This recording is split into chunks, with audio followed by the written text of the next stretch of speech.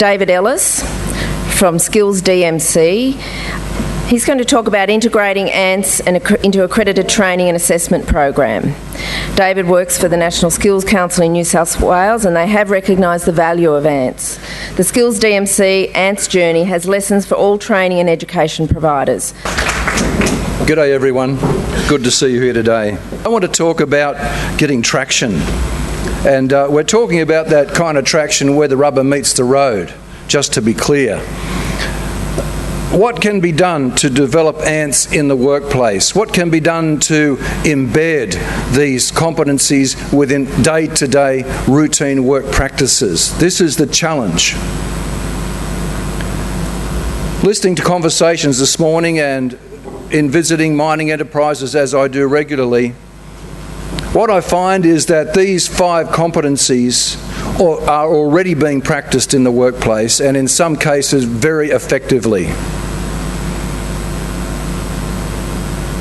In other instances, we have training organisations coming in delivering non-accredited training in leadership or communication skills to all levels of the organisation. If we look back at the training history of the coal sector and extractive industry, we see that these 5 competencies have been trained, have been spoken of, are written in one form or another, somewhere or another, and they already exist, and in fact, in some cases, are practiced as best practice.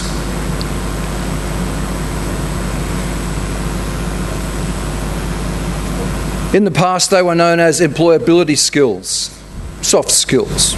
They've been incorporated into the new foundation skills training package, and some would argue somewhat submerged within that package. You'll find them in the RII09 units of competency and qualifications. They're there by one name or another. The question is where they are implicit, where they are diffused through a training process, where they are made reference to within risk management processes. How do we make them more explicit? How do we formalise these competencies so that we can better focus on their development and their association to technical skills? And I think that's the challenge that we're facing today. It's not do we do it or don't we do it, it's how should we do it in the future?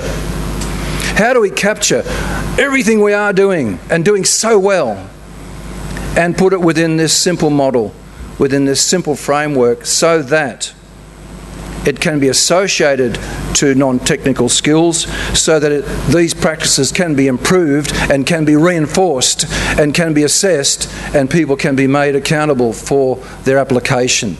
That's the challenge as I see it today. How do we get this traction, moving from concept to application, from awareness to practice, from the peripheral or the submerged or the implicit to the central focus of work practice, where these things are explicit, visible, focused on and reinforced? How do we move from the optional to the accountable? I want to propose 3 steps that we can take to do this. First, we need to engage. When engaging an RTO, we need to specify referencing to ANTS. Second, participate. The enterprise needs to participate in the design of the training, to associate these non-technical skills to tasks, and then to assess this association in practice. This is a preliminary stage. This is a design phase. This is getting the setting right before we do the training and carry out the assessment. The third thing that you can do is propose the integration of ANTS as a suite of competencies into the RII09 training package if required by industry. I want to unpack those 3 things. Let's start with engage. Our experience is that enterprises are still learning how to engage an RTO to deliver training effectively. Maybe I can say it another way. Not a lot of attention has been paid to how we engage the RTO, contract the RTO, monitor their performance, review their performance and redirect them if they're missing the mark. I think the responsibility for the delivery of ANTS within the training regime starts with the enterprise, not with tick and flick to the RTO, leaving it to them and considering them to be the experts. It ain't necessarily so. So we need to look at our practices for setting the terms and the scope of our contract with the RTO. What is it that we want them to do in our workplace? This engagement isn't simply about delivering a training program or assessing competency. It's about delivering competency at the workface. That's the end result of training. That's the outcome, as well as skilling the individual to work safely and competently at the tasks they're given. So there are some key questions that we need to ask at this engagement stage, at the early outset of selecting, appointing and working with the RTO. Is the RTO aware of ANTS? I've heard some comment today, people saying, well, it's the first time I've heard about this. I'm just now beginning to understand it. What is it? That question is still being asked widely through the mining and the extractive sector. What are these things? The second question, what capability does the RTO have to reference ANTS within the training? By capability of the RTO, what I'm asking here is where the trainer and assessor has highly evolved technical skills that they can transfer to the learner and assess, do they have an equal understanding of these 5 competencies we call ANTS? Are they able to demonstrate these competencies during the training process?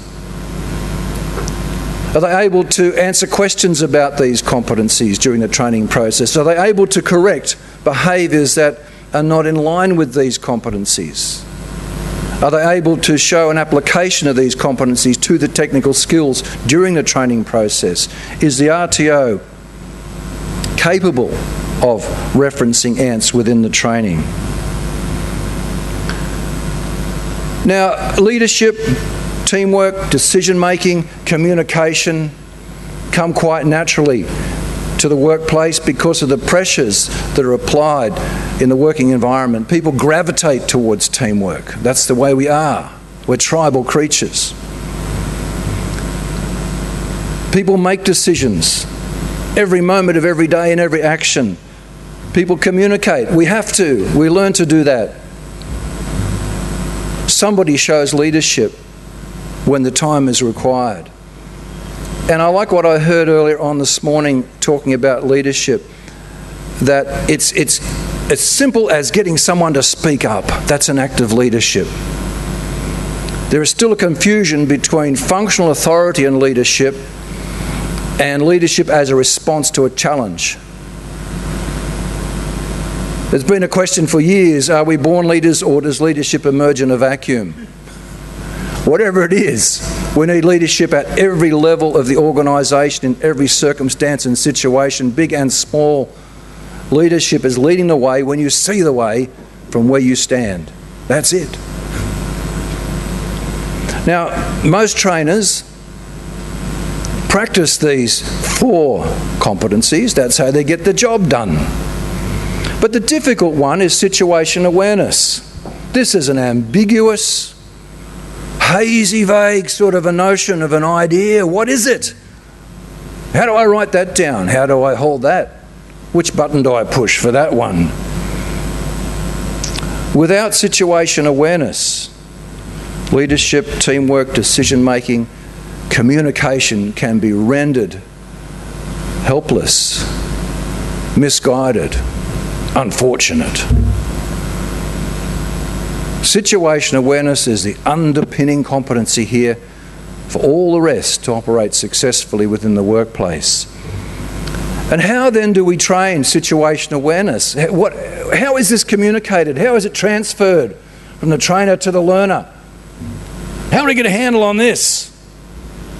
Well, I'd suggest that situational awareness begins by understanding how a system works.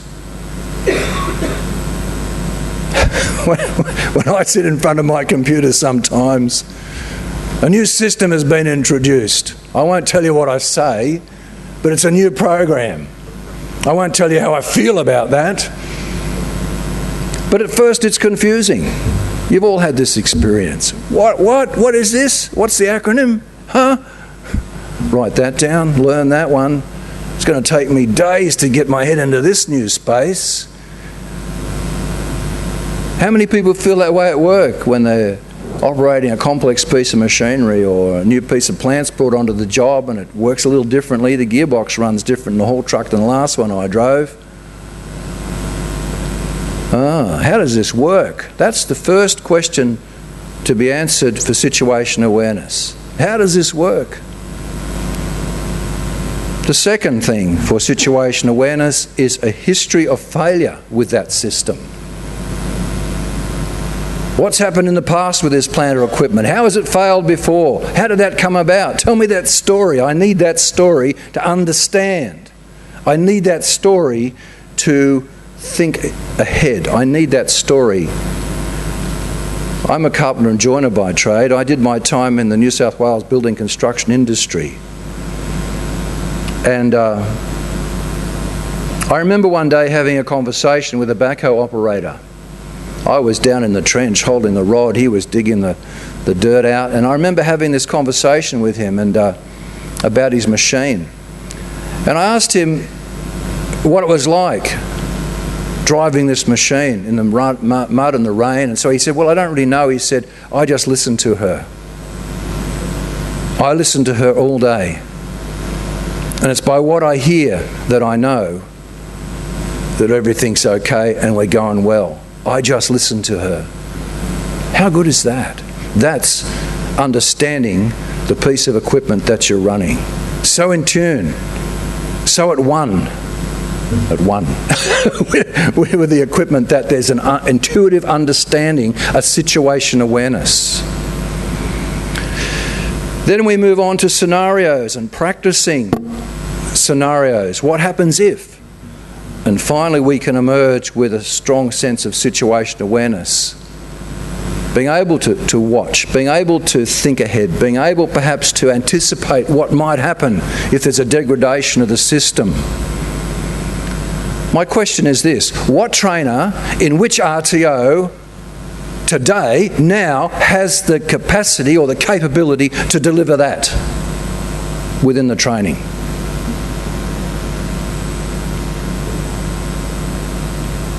That's the challenge. That's where we sit. RTOs do a great job in New South Wales. Over 75% of enterprises within the resource and infrastructure industry are very, very satisfied with RTO training and assessment delivery. They're doing a good job. And business is happy about that. Very little discontent. I'm looking here at a skills gap with an RTO capability that can be the risk of failure for this whole initiative. We must be sure that RTOs, we must be sure at our point of engagement that we know that the RTO has the capability to deliver these competencies in association to non-technical skills while they train in non-technical skills. Sorry, technical skills. Are you listening? Thank you. Another question: how will the RTO assess ANTS following the training? There's a difficult one.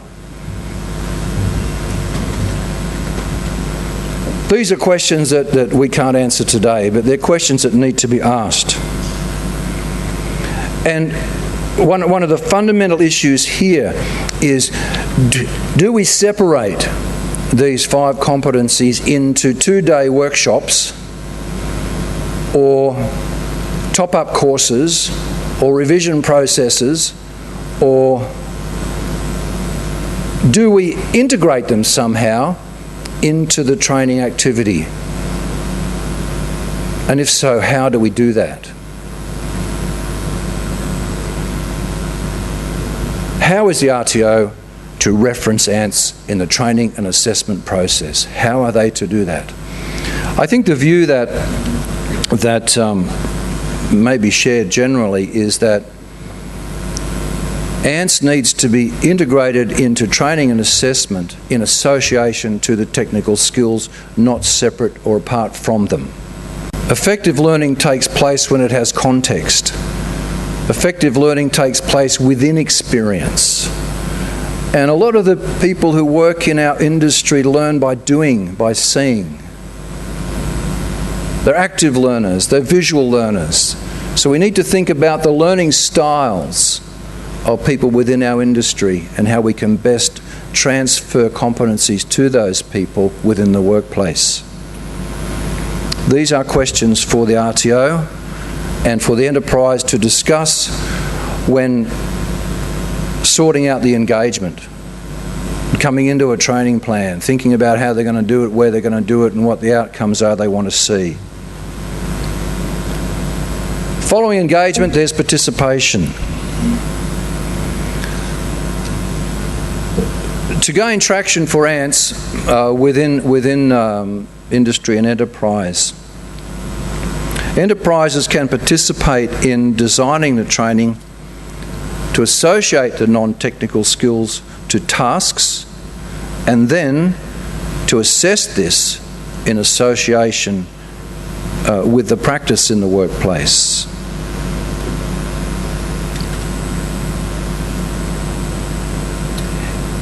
It would be very interesting to carry out a survey of line management, really even just simply against the language we use in the VET system. Do you know what this means? ASQA, NSSC. Do you know what a training package is? Do you know what a unit of competency is? An element. Assessment criteria.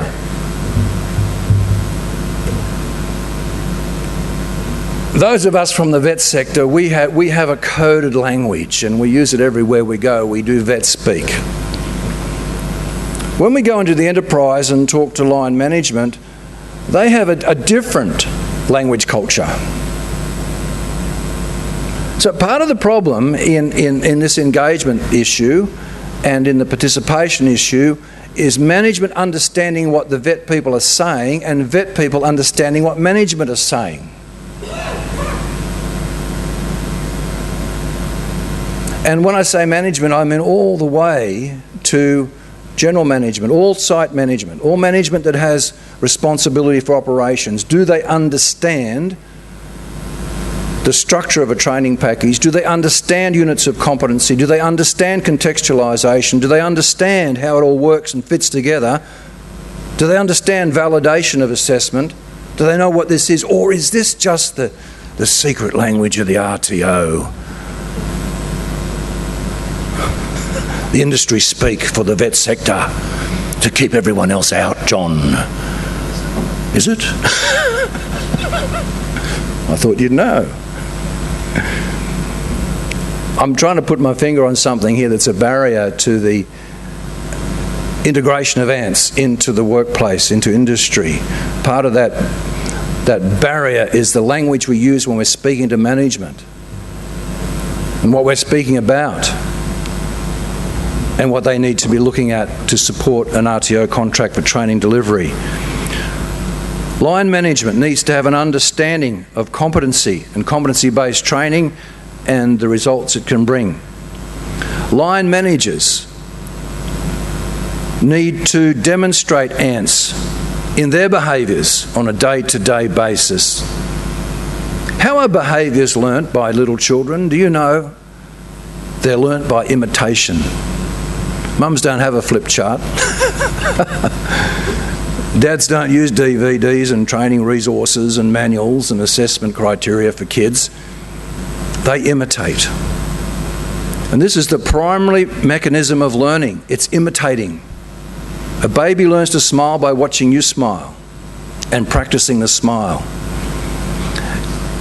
We need to bring our line management and supervision into a full understanding of these competencies and require them to demonstrate them in the workplace on a day-to-day basis. There are enterprises in the Hunter now who are writing the 5 ANTS competencies into their job descriptions and reviewing them in the performance review process. Not sure how they're developed, not sure how they're assessed, but at least we've gone that far now where they're being recognised formally as required skills for management.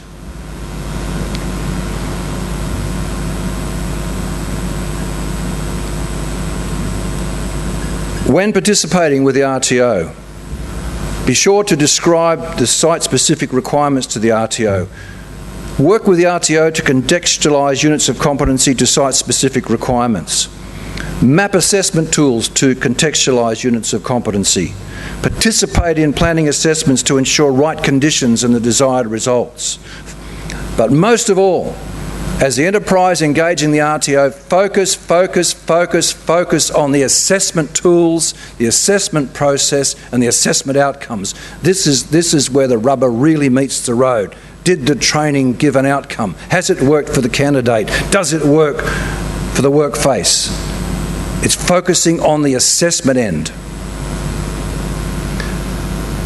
In vet speak, we call this validation of assessment.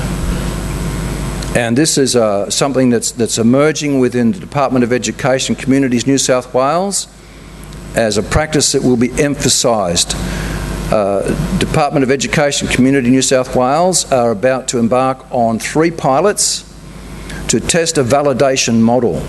Now, validation is a quality assurance check in the training process that looks at the assessment tool to ensure that it meets the requirements of the unit of competency, but also the requirements of the workplace, that the competency is being delivered through the training. And the model that's being looked at the moment is a consensus model or a consultation model. That being that RTOs will be required to meet with industry and enterprise to review the assessment tool and validate it as being aligned to the unit of competency and capable of delivering the outcome in the workplace. This is a new model that's being piloted over the next 12 months or so.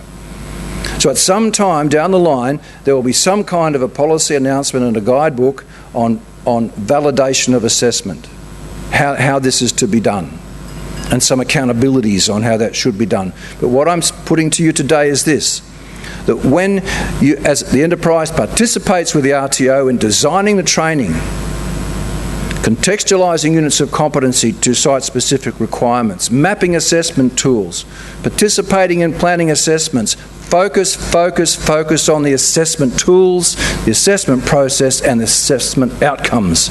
This is the delivery end. That's where we need to look, validating the assessment tools. Are ANTS mentioned by name or implicit within the unit of competency? This is a tension within the existing training package. You'll find ANTS almost in every unit of competency somewhere submerged or by name or another name. They are implicit, they are there. Do they need to be made more explicit, more clearer, more visible? Are ANTS given visibility during the training and within the assessment performance checklist? Let's go on to the last one, propose. Is integration with the RII training package required? Jury is still out on this question. This is really a question for you, for industry, what you think. Skills DMC is driven by industry, not by its internal policy or what it thinks it should be doing, or by staff consensus or by management. We're driven by industry through industry engagement. So the question for industry is, do ANTS already exist within the RII training package? Do they? Some people say yes, others say no. How are they put together? Do they need to be integrated into units of competency? Do they need to be spoken of, referred to in the assessment end, or are they described in the companion guide? You know, where is this all to sit? We're at a very emergent stage at the moment of working this out, but it's over to you. If ANTS are not within the RII training package, then how would they be integrated into that training package? How would you do that? Some months ago, the New South Wales Minerals Council put the integration of ANTS into the RII training package on the issues register. Everything starts with the issues register. That's the mandate for Skills DMC to have a look at the issue that industry has raised and give a response. It's the issues register. So what can you do if you want to progress this within the RII training package, which is right now being streamlined? What should you do? You can go to the Skills DMC website, you can go to the issues register, you can look up the comment made by the New South Wales Minerals Council, and you can start to blog, spam the issues register, putting your thoughts there, debating the issues, putting there what you think should be done, arguing for a case, whatever it is you want to say, put it on the issues register. No good in an email to me. I don't have any authority to deal with it. It all starts with the issues register. Get your thoughts there. Skills DMC will acknowledge the issue, and already have. The issue will be referred to a sector standing committee nationally to determine a response. That sector standing committee may provide an immediate response for action.